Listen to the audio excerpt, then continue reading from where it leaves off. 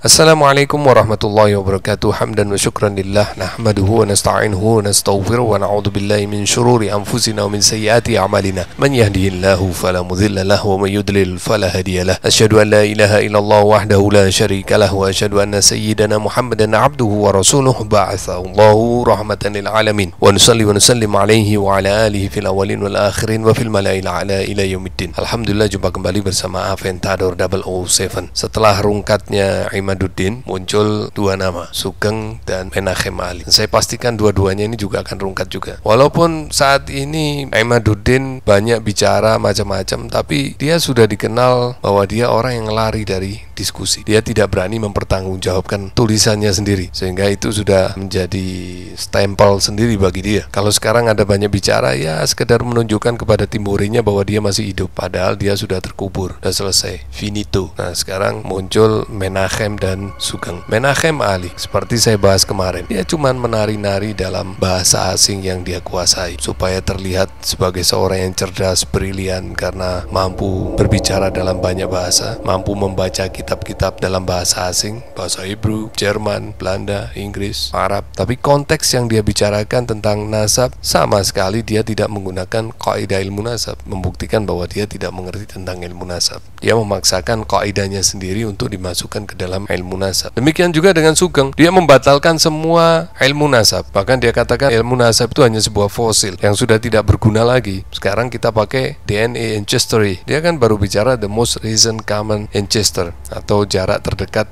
pertemuan leluhur. Misalnya fulan dengan fulan ini ketemu kebersamaan leluhurnya itu di jarak berapa tahun, baru itu yang dia bicarakan. Tapi pernahkah kita berpikir the last common ancestor, when and who? Ini adalah ujungnya adalah teori Darwin. Apa yang disampaikan oleh Sugeng ini ujungnya adalah teori Darwin.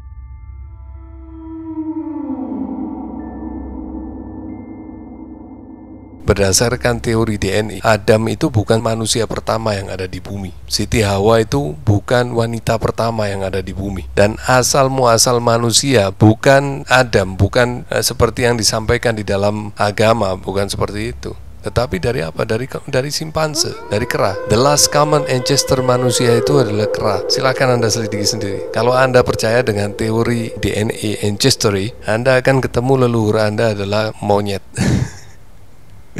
Ya mungkin itu mungkin itu leluhurnya si Sugeng. Bagi sebagian orang yang tidak mengerti, apa yang disampaikan Sugeng itu sangat ilmiah sekali. Itu semua cuman astrologi, cuman ramalan, gak ada kepastiannya. Semua ahli DNA mengatakan itu semua hanya perkiraan which is ramalan, tidak bisa dipastikan 100%. Saya beri contoh nih. Kita semua sepakat antara leluhur Bani Israel dengan leluhur Quraisy adalah sama, yaitu siapa? Nabi Ibrahim alaihissalam. Nabi Ibrahim mempunyai dua putra, Nabi Ismail. Dari Nabi Ismail menurunkan Bani Adnan, yang akhirnya dari Bani Adnan muncullah Quraisy. Dari Quraisy muncullah Bani Hashim. Demikian pula dari putra yang berikutnya, yaitu Nabi Ishak. Yang dari Nabi Ishak muncullah Bani Israel. Harusnya kalau ayahnya satu, yaitu Nabi Ibrahim, anak-anaknya harusnya dalam satu haplogrup. Ini bagaimana anak-anaknya bisa berbeda-beda haplogrup? Si Sugeng bicara ini bagaimana ceritanya? Leluhurnya J, kok ada yang G? G ini siapa? Kok bisa ada 4 haplogrup? Bagaimana bisa? Misalnya ini, Sugeng mengatakan bahwa haplogrup dari Nabi Ibrahim adalah ini JY6074.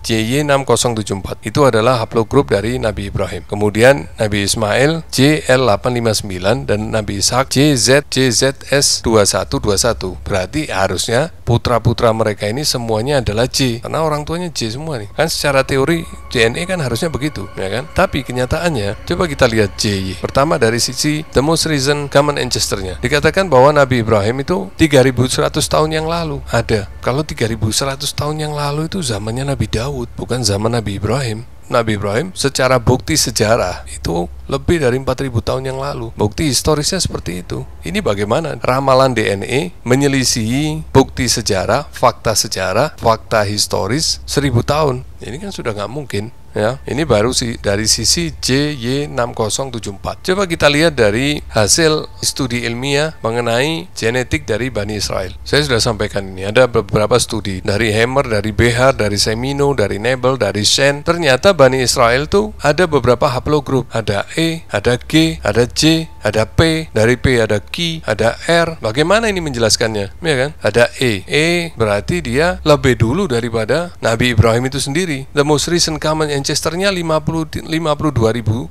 tahun, 52.300 years before present. Ini haplo E-nya. Padahal GHIJK adalah turunan dari F. Ya, ada hubungannya dengan E. Dari F, C, kemudian CT. CT ini menurunkan D dan E. Dan E, the most recent common ancestor-nya 52.300 years before present. Studi yang dilakukan kepada Yahudi Ashkenazi. Ada banyak haplogroup. Ada G juga, ada J juga, ada Q juga, ada R juga, E juga, jumlahnya nggak sedikit. Kemudian ini, secara paternal lineage kepada Yahudi Portugis. Ini juga sama, ada E, ada G, ada I, ada J, ada J1, ada J2, ada T, ada R1, ada R.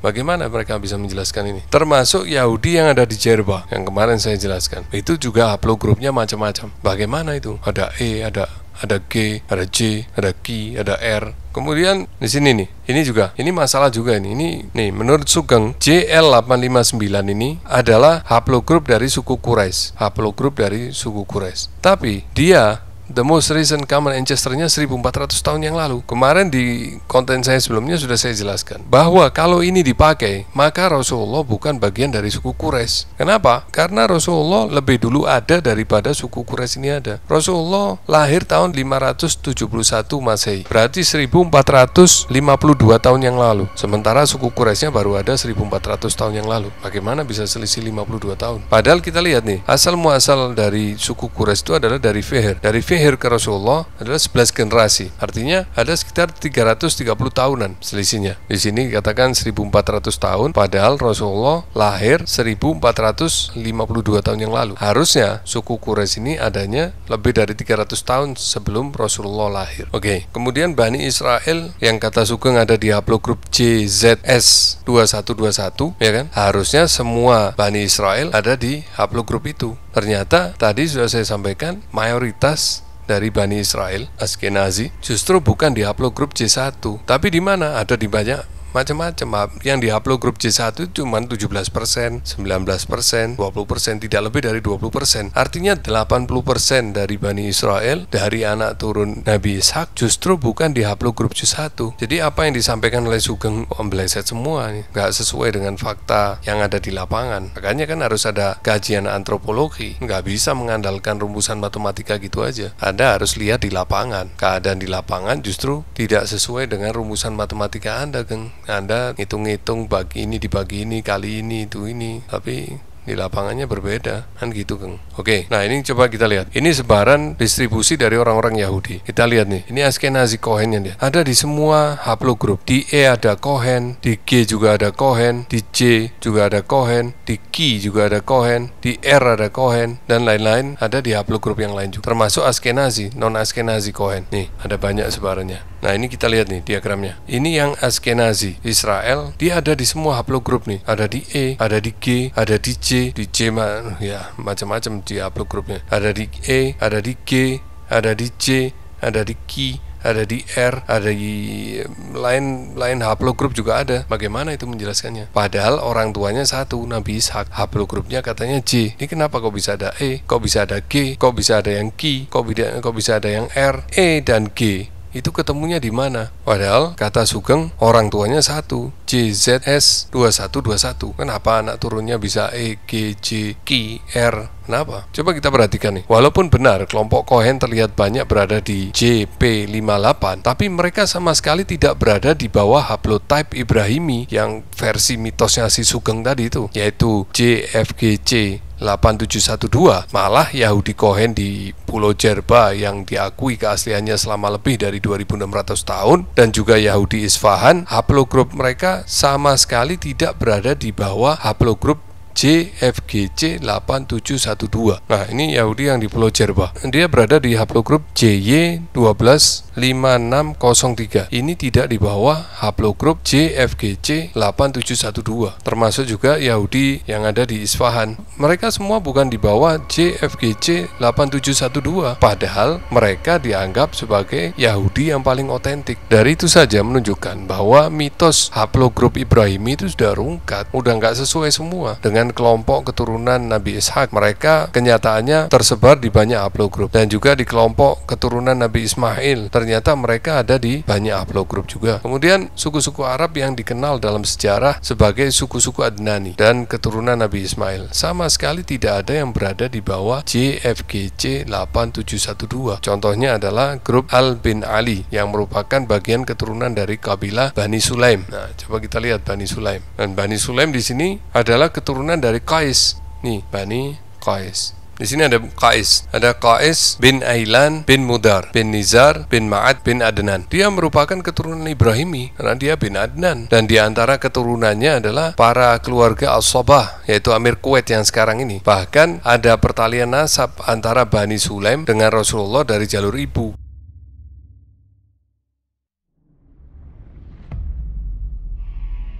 Jadi Sayyidah Aminah itu masih ada darah dari keturunan Bani Qais. Kemudian sampel DNA mereka, nih kita lihat nih. Nih sampel DNA mereka ternyata haplogrupnya G. Nih, ini G. Jangan khawatir, dia ambil paket yang lengkap. Lokusnya penuh semua nih. Kalau Anda mengatakan haplogrup G bukan dari keturunan Arab, ini justru Arab yang original.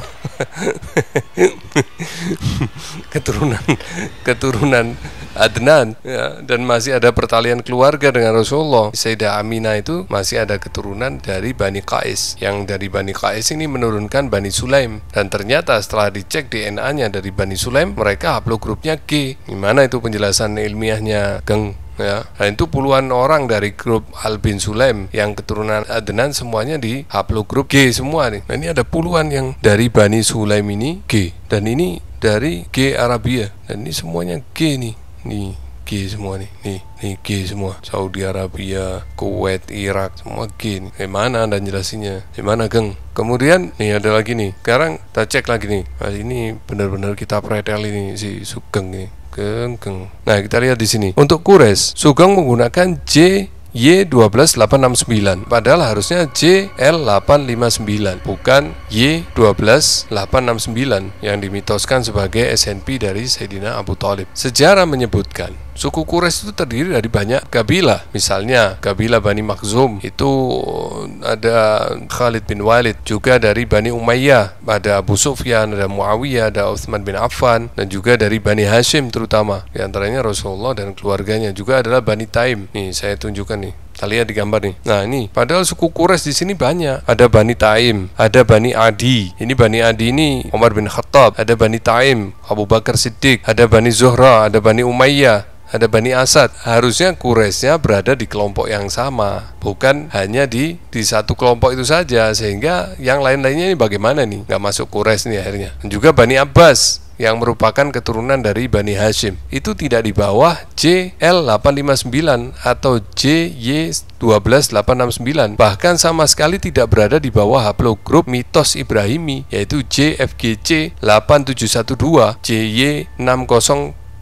Nih saya beri contoh nih. Memang Sugeng kalau nggak dikasih pelajaran nggak kapok nih orang nih. Ini Bani Abbas nih Project Group Abbasi. Ini mereka coba lihat nih. Ada yang L, ada yang H, ada yang JZS 10112, JY 99099, ada yang E, ada yang G, ada yang A, bahkan ada yang R. Nah, gimana itu penjelasannya nih? Ini mereka ini pakai yang paket lengkap nih rata-rata nih. Ini yang paket lengkap nih, ada yang nih E.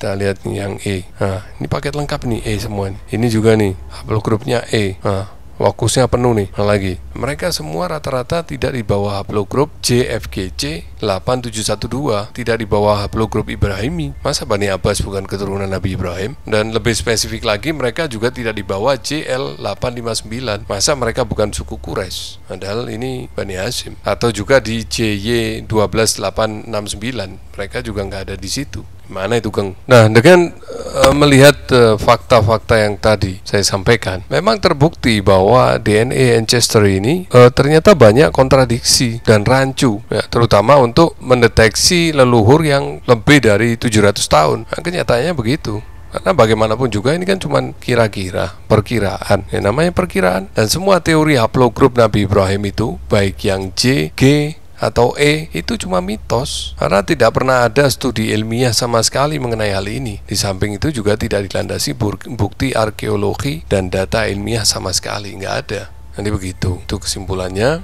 Saya kira apa yang saya sampaikan cukup jelas. Semoga bermanfaat. Wabillahi taufiq wal hidayah wal afu minkum. Wassalamualaikum warahmatullahi wabarakatuh.